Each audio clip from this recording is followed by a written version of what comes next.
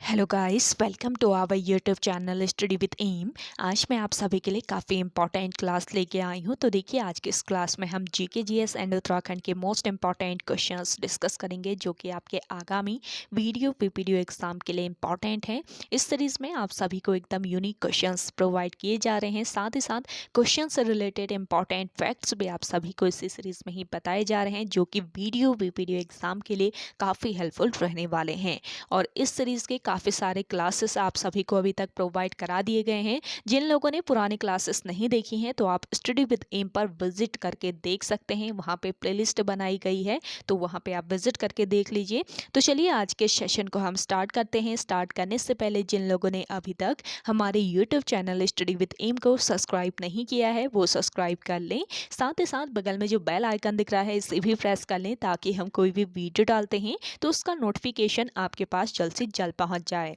आप सभी लोग हमारे टेलीग्राम चैनल को भी ज्वाइन कर सकते हैं। ये भी स्टडी विद एम के नाम से ही बना हुआ है, और टेलीग्राम चैनल पर रात को 8 बजे क्विज का भी आयोजन किया जाता है। काफ़ी इंपॉर्टेंट क्वेश्चन आप सभी को क्विज के रूप में दिए जा रहे हैं, तो आप कोई ज्वाइन कर सकते हैं। तो चलिए, आज के सेशन को हम स्टार्ट करते हैं, और इस सेशन का पहला क्वेश्चन है, व्यास सम्मान पाने वाली प्रथम महिला कौन थी? तो देखिए, व्यास सम्मान पाने वाली प्रथम महिला थी चित्रा मुदगल। ऑप्शन सेकेंड यहाँ पे आपका बिल्कुल करेक्ट आंसर है। और चित्रा मुदगल इन्हें किस रचना के लिए?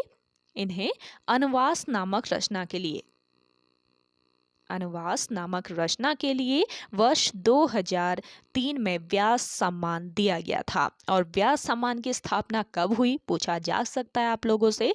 देखिए, व्यास सम्मान की जो स्थापना है, ये 1991 में हुई थी, और ये सम्मान के बिरला फाउंडेशन द्वारा दिया जाता है।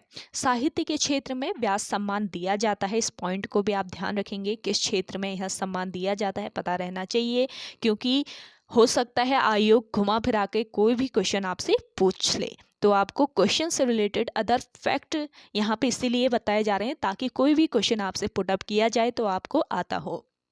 तो साहित्य के क्षेत्र में यह पुरस्कार दिया जाता है।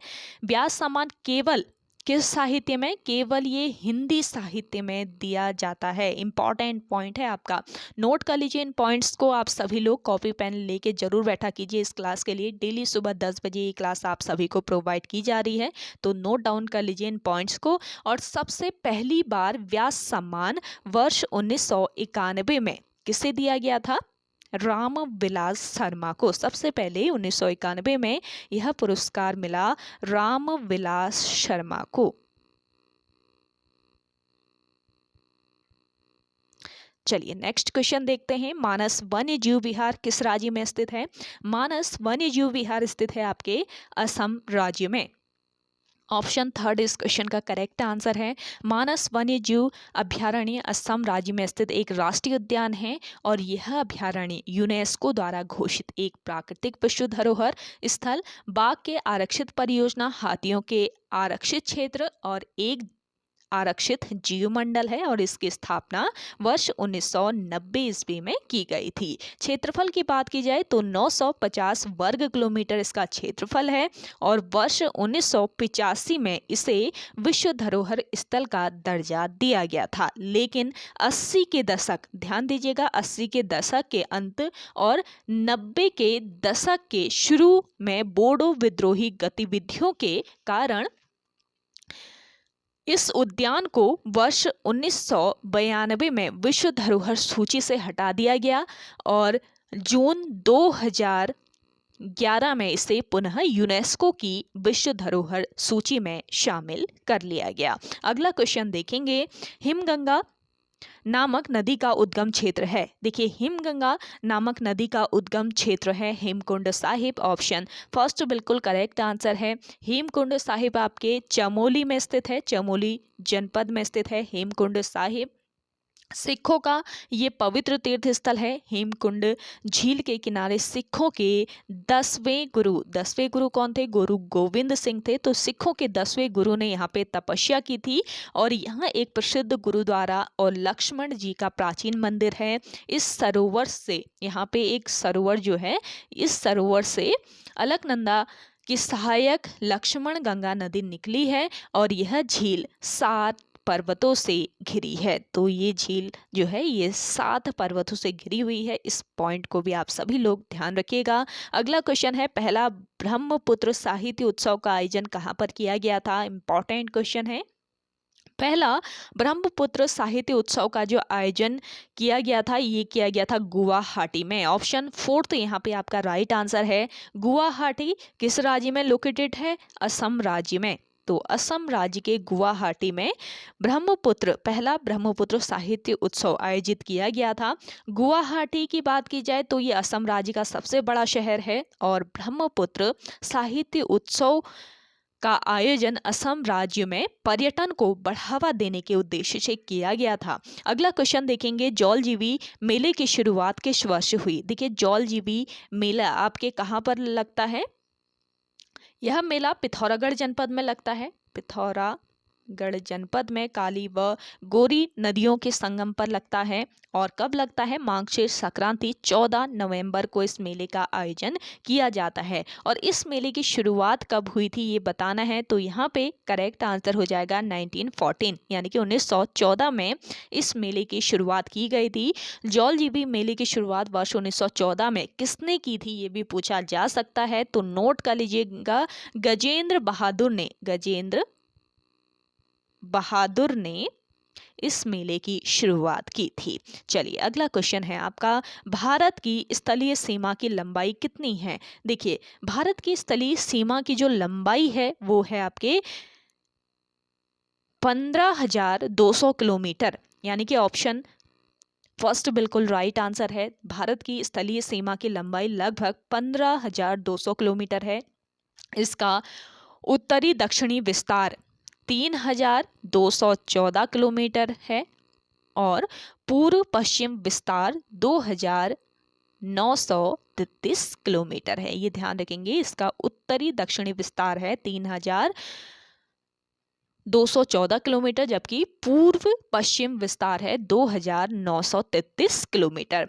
उत्तरी सीमा चीन, नेपाल तथा भूटान देशों से मिलती है और भारत चीन के मध्य की सीमा को क्या कहते हैं ये भी पूछा जा सकता है। भारत चीन के मध्य की सीमा को कहा जाता है मैकमोहन रेखा। अगला क्वेश्चन देखिएगा, देखिए आप सभी को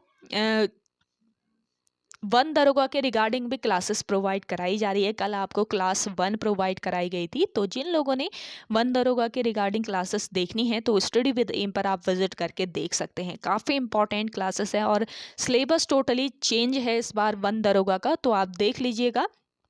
सिलेबस के अकॉर्डिंग आप सभी को सर के द्वारा क्लासेस प्रोवाइड की जा रही हैं। कल आपको क्लास 1 दी गई थी, आज सेकंड क्लास आप सभी को दी जाएगी। तो ज़्यादा से ज़्यादा उस क्लास को आप सभी लोगों को शेयर करना है और जिन लोगों ने नहीं देखी है वो क्लास तो आप स्टडी विद एम पर विजिट करके देख लीजिए। उसकी प्लेलिस्ट भी अलग से बना दी जाएगी, तो आप देख लीजिएगा उस क्लास को। काफ़ी यूनिक क्लास और इम्पॉर्टेंट है आपके वन दरोगा एग्जाम के लिए। चलिए अगला है, लोकटक झील किस राज्य में स्थित है? देखिए लोकटक झील स्थित है आपके कहाँ पर? मणिपुर में।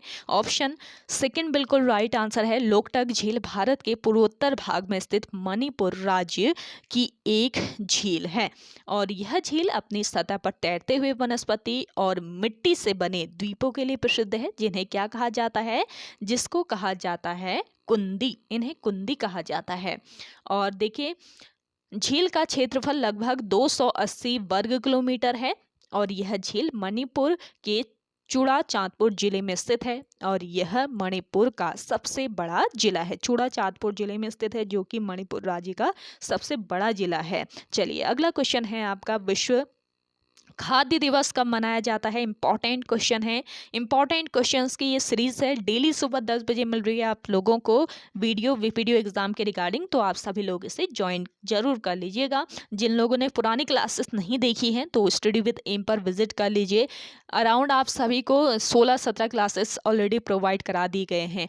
तो ये आज मेरे ख्याल से 18वीं क्लास है आपकी, तो पुरानी क्लासेस नहीं देखी हैं देख लीजिए स्टडी विद एम पर विजिट करके। तो देखिए विश्व खाद्य दिवस आपका मनाया जाता है, कब मनाया जाता है? 16 अक्टूबर को। ऑप्शन फर्स्ट बिल्कुल करेक्ट आंसर है आपका यहाँ पे। नेक्स्ट क्वेश्चन है आपका, प्रधानमंत्री ग्राम सड़क योजना की शुरुआत कब हुई थी? देखिए, प्रधानमंत्री ग्राम सड़क योजना जो है इसकी शुरुआत हुई थी 25 दिसंबर 2000 को। ऑप्शन सेकंड इस क्वेश्चन का राइट आंसर है। 25 दिसंबर को क्या होता है? देखिए, किसका जन्म दिवस होता है? अटल बिहारी वाजपेयी जी का जन्म दिवस होता है 25 दिसंबर को, और इनके जन्म दिवस को सुशासन दिवस के रूप में मनाया जाता है, और इसी दिन प्रधानमंत्री ग्राम सड़क योजना की शुरुआत हुई थी। ये ध्यान रखेंगे, 25 दिसंबर। नेक्स्ट क्वेश्चन है, पंडवानी नृत्य का संबंध किस राज्य से है? पंडवानी नृत्य इंपॉर्टेंट क्वेश्चन है, नृत्य से अक्सर क्वेश्चन पूछे जाते हैं आयोग के द्वारा। तो देखिए, पंडवानी जो नृत्य है आपका, ये छत्तीसगढ़ राज्य का प्रसिद्ध नृत्य है। ऑप्शन फर्स्ट बिल्कुल राइट आंसर हो जाएगा। पंडवानी नृत्य को करने वाली प्रसिद्ध नृत्यांगना कौन है, ये भी पूछा जा सकता है। तो तीजन बाई याद रखेंगे, तीजन बाई इस नृत्य को करने वाली प्रसिद्ध नृत्यांगना है। और देखिए, आप सभी को आज का ये सेशन पसंद आ रहा है तो जल्दी से लाइक कर लें। जिन लोगों ने अभी भी हमारे YouTube channel study with M को सब्सक्राइब नहीं किया है वो सब्सक्राइब कर लीजिए। आप सभी लोगों के लिए इतनी मेहनत की जा रही है स्टडी विद एम के द्वारा, तो आप सभी लोग इस सेशन को ज़्यादा से ज़्यादा शेयर कीजिएगा अपने दोस्तों के साथ, अपने व्हाट्सएप ग्रुप्स में। आपका काफ़ी इंपॉर्टेंट पॉइंट यहाँ पे आपको बताया जाता है, तो आप इन्हें नोट डाउन कर लीजिए। पंडवानी छत्तीसगढ़ का सह एकल नाट्य है और इसका अर्थ है पंडवानी, अर्थात पांडव कथा, यानी कि महाभारत की कथा। ये कथाएं छत्तीसगढ़ की प्रधान तथा देवार, प्रधान के अलावा देवार जातियों की गायन परंपरा है। प्रधान गोंड की एक उपजाति है, प्रधान गोंड की उपजाति है, और देवार जो है ये घुमंतु जाति है। अगला क्वेश्चन देखेंगे, नील नदी का वृक्ष कविता संग्रह की रचना किसने की थी? तो देखिए, नील नदी का वृक्ष कविता संग्रह की रचना की थी हिमांशु जोशी ने। ऑप्शन सेकंड इस क्वेश्चन का राइट आंसर है। हिमांशु जोशी ख्याति प्राप्त साहित्यकार एवं पत्रकार हैं, और देखिए, इनकी उपन्यास, कहानी, कविता, जीवनी, संस्मरण, यात्रा, वृत्तांत, नाटक और बाल साहित्य पर अब तक कई पुस्तकें प्रकाशित हो चुकी हैं, और इन्होंने लगभग 29 वर्ष तक साप्ताहिक हिंदुस्तान पत्र का भी संपादन किया था। अगला क्वेश्चन देखेंगे, लहचारी किस जनजाति का नृत्य है? लहचारी जो नृत्य है ये है थारू जनजाति का नृत्य। ऑप्शन फर्स्ट इस क्वेश्चन का राइट आंसर है। और इसके अलावा खिचड़ी नृत्य भी थारू जनजाति द्वारा ही किया जाता है। खिचड़ी नृत्य करते हैं ये थारू जनजाति के लोग। और देखिए, होली जो कि फागुन पूर्णिमा से 8 दिन तक मनाया जाता है, और इसी अवसर पर स्त्री और पुरुष दोनों मिलकर कौन सा नृत्य? खिचड़ी नामक नृत्य करते हैं। तो ये ध्यान रखेंगे, खिचड़ी जो नृत्य है ये भी थारू जनजाति के लोगों द्वारा किया जाता है, और लहचारी जो है ये भी नृत्य है थारू जनजाति के लोगों का। अगला क्वेश्चन है, प्रसिद्ध कौसानी किन दो नदियों के संगम पर स्थित है? देखिए, कौसानी जो है ये स्थित है आपके कोसी व गरुड़ नदियों के संगम पर। कौसानी जो है ये कोसी व गरुड़ नदियों के संगम पर स्थित है। ऑप्शन सेकंड इस क्वेश्चन का राइट आंसर हो जाएगा। कौसानी बागेश्वर से 39 किलोमीटर पश्चिम में कोसी और गरुड़ नदियों के बीच पिंगनाथ पहाड़ी पर समुद्र तल से 1890 मीटर की ऊंचाई पर स्थित विशिष्ट पर्यटन नगर है, और कौसानी का मुख्य आकर्षण हिमालय दर्शन एवं सूर्योदय सूर्यास्त दृश्य है। कौसानी का पुराना नाम पूछा जा सकता है, तो याद रखेंगे बलना इसका पुराना नाम था। कौशिक मुनि की तप स्थली होने के कारण इसका नाम कौसानी पड़ा था। अगला क्वेश्चन देखेंगे, आर्थिक सहयोग व विकास संगठन का मुख्यालय कहाँ स्थित है? देखिए, आर्थिक सहयोग व विकास संगठन का मुख्यालय है पेरिस, फ्रांस में। ऑप्शन फर्स्ट बिल्कुल राइट आंसर है। आर्थिक सहयोग और विकास संगठन 35 सदस्य देशों की एक अंत सरकारी आर्थिक संगठन है, ये ध्यान रखेंगे, एक अंत सरकारी आर्थिक संगठन है ये, जिसकी स्थापना 1960 ईस्वी में आर्थिक प्रगति और विश्व व्यापार को प्रोत्साहित करने हेतु की गई थी, और अधिकांश OECD यानी कि आर्थिक सहयोग और विकास संगठन सदस्य उच्च आय वर्ग अर्थव्यवस्थाएं हैं, और जिनकी मानव विकास सूचकांक बहुत उच्च है और विकसित देशों के रूप में माना जाता है ये, और भारत इसका सदस्य देश नहीं है। ये ध्यान रखेंगे, भारत इसका सदस्य देश नहीं है। आर्थिक सहयोग व विकास संगठन यानी कि OECD का। अगला क्वेश्चन देखेंगे, नारियल किस राज्य का राजकीय वृक्ष है? तो देखिए, नारियल जो है ये केरला का राजकीय वृक्ष है। ऑप्शन फोर्थ बिल्कुल राइट आंसर है।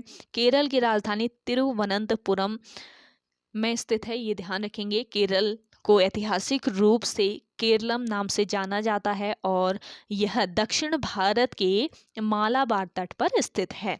और 1956 ईस्वी को राज्य पुनर्गठन अधिनियम के अंतर्गत मलयालम भाषी क्षेत्र को संयोजित करके केरल राज्य की स्थापना की गई थी। राजकीय वृक्ष यहाँ का नारियल है। राजकीय फूल पूछ लिया जाए तो अमलतास इसका राजकीय फूल है। कटहल राजकीय फल है। पशु जो है राजकीय पशु भारतीय हाथी है। और राजकीय पक्षी है धनेश। ये ध्यान रखेंगे, धनेश इसका राजकीय पक्षी है। अगला क्वेश्चन है, महाबलेश्वर से कौन सी नदी का उद्गम होता है? महाबलेश्वर से निकलती है आपकी कौन सी नदी? कृष्णा नदी। ऑप्शन थर्ड बिल्कुल राइट आंसर है।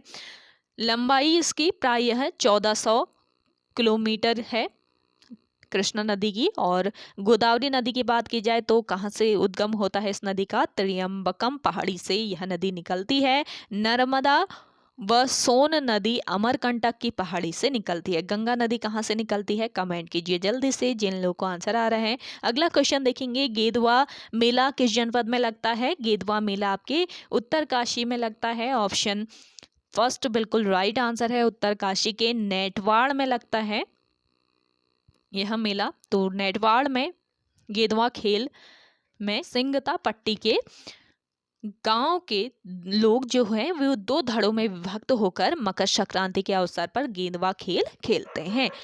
अगला है आपका, बख्शी व सिद्ध मता किसका प्राचीन नाम है? बख्शी व सिद्ध मता प्राचीन नाम है नानक मत्ता का। ऑप्शन फर्स्ट यहाँ पे आपका राइट आंसर है। नानक मत्ता उधम सिंह नगर जिले में सिखों का एक पवित्र तीर्थ स्थल है और इसके पास नानक सागर बांध स्थित है। तो आपसे पूछ लिया जाए, नानक सागर बांध उत्तराखंड राज्य में कहाँ स्थित है? तो नानक मत्ता में स्थित है, जो कि उधम सिंह नगर जनपद के अंतर्गत आता है। नानक मत्ता में एक पीपल का वृक्ष है जिसे पंजा साहिब के नाम से जाना जाता है। नेक्स्ट क्वेश्चन है, कौसानी का पुराना नाम क्या है? आपको मैंने बता दिया पहले ही, कौसानी का जो पुराना नाम है ये क्या है? बलना। ऑप्शन फर्स्ट यहाँ पे आपका राइट आंसर है। नेक्स्ट क्वेश्चन है, गहिर माथा वन्यजीव अभ्यारण्य किस राज्य में स्थित है? गहिर माथा, महिर नहीं है ये, गहिर है, इसको करेक्ट कर लीजिएगा आप सभी लोग। गहिर माथा वन्यजीव अभ्यारण्य आपके ओडिशा राज्य में स्थित है। ऑप्शन सेकेंड इस क्वेश्चन का राइट आंसर है।